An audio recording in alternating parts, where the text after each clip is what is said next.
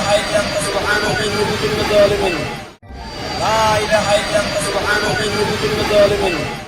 হায় আল্লাহ, পটুয়াখালীর রাঙাবালী উপজেলার গভীর বঙ্গোপসাগরে ভয়াবহ ট্রলার ডুবির ঘটনায় ৬ জেলে এখনও নিখোঁজ রয়েছেন। জীবিকার তাগিদে মাছ ধরতে গিয়ে মুহূর্তেই তাদের জীবনে নেমে আসে ভয়ঙ্কর বিপর্যয়। এই ঘটনায় ট্রলারে থাকা ১১ জন জেলের মধ্যে ৫ জনকে জীবিত উদ্ধার করা হলেও বাকি ৬ জনের কোনো সন্ধান এখনও পাওয়া যায়নি। নিখোঁজদের উদ্ধারে বাংলাদেশ কোস্টগার্ডের অভিযান অব্যাহত রয়েছে।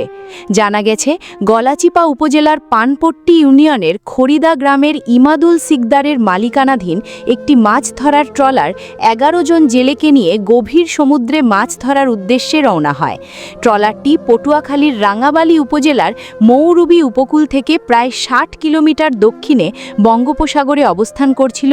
এরপর বৈরী আবহাওয়া, প্রবল স্রোত এবং উত্তাল ঢেউয়ের মধ্যে ভয়াবহ দুর্ঘটনার শিকার হয় ট্রলারটি। উদ্ধার হওয়া জেলে বায়েজিদ জানান, সকাল প্রায় ৯টার দিকে হঠাৎ আবহাওয়া খারাপ হতে শুরু করে। মুহূর্তের মধ্যেই সাগর উত্তাল হয়ে ওঠে।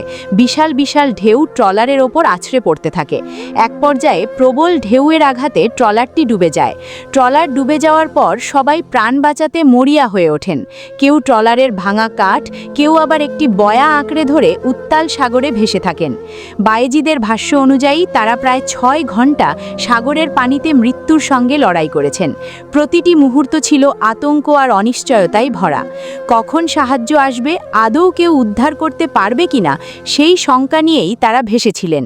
অবশেষে প্রায় ৩টের দিকে একই এলাকার ইমাম সিকদারের একটি মাছ ধরার ট্রলার তাদের দেখতে পেয়ে উদ্ধার করে। উদ্ধার হওয়ার পর আহত বায়েজিদকে হাসপাতালে ভর্তি করা হয়। বর্তমানে তিনি চিকিৎসাধীন রয়েছেন। এই ঘটনায় জীবিত উদ্ধার হওয়া জেলেদের মধ্যে রয়েছেন বায়েজিদ, রাকিব ও সজীব সহ মোট ৫ জন। তবে এখনও নিখোঁজ রয়েছেন পানপট্টি ইউনিয়নের তুলারাম গ্রামের ইমাদুল খা, খড়িদা গ্রামের হারুন, গজালিয়া ইউনিয়নের আদানি গ্রামের ফোরকান সহ আরও কয়েকজন জেলে। তাদের খুঁজে পেতে দিনরাত অভিযান চালিয়ে যাচ্ছে বাংলাদেশ কোস্টগার্ড। নিখোঁজ জেলেদের পরিবারের সদস্যদের মধ্যে এখন চরম উৎকণ্ঠা বিরাজ করছে। প্রিয়জনদের ফিরে পাওয়ার আশায় তারা অধীর অপেক্ষায় রয়েছেন। কেউ কোস্টগার্ডের উদ্ধার অভিযানের খবর নিচ্ছেন, আবার কেউ স্বজনদের নিরাপদে ফিরে আসার জন্য প্রার্থনা করছেন। প্রতিটি মুহূর্ত তাদের কাছে যেন দীর্ঘ অপেক্ষার নাম। গলাচিপা উপজেলা নির্বাহী কর্মকর্তা আবুজার মোহাম্মদ ইজাজুল হক জানিয়েছেন, ট্রলার ডুবির খবর পাওয়ার সঙ্গে সঙ্গেই রাঙাবালী ও কালাপাড়া উপজেলা প্রশাসনের সঙ্গে সমন্বয় করা হয়েছে। নিখোঁজ জেলেদের উদ্ধারে বাংলাদেশ কোস্টগার্ড সর্বাত্মক চেষ্টা চালিয়ে যাচ্ছে।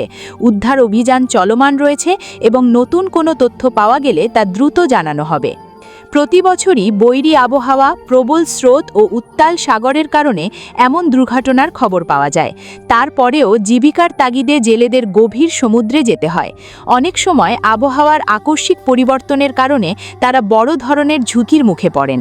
তাই সমুদ্রে মাছ ধরার আগে আবহাওয়ার পূর্বাভাস অনুসরণ করা এবং প্রয়োজনীয় সেমা সরঞ্জাম সঙ্গে রাখা অত্যন্ত গুরুত্বপূর্ণ। এদিকে নিখোঁজ ৬ জেলেকে জীবিত উদ্ধারের আশায় অভিযান অব্যাহত রয়েছে। তাদের পরিবারের সদস্যদের একটাই প্রত্যাশা, প্রিয় মানুষগুলো যেন নিরাপদে ফিরে আসেন।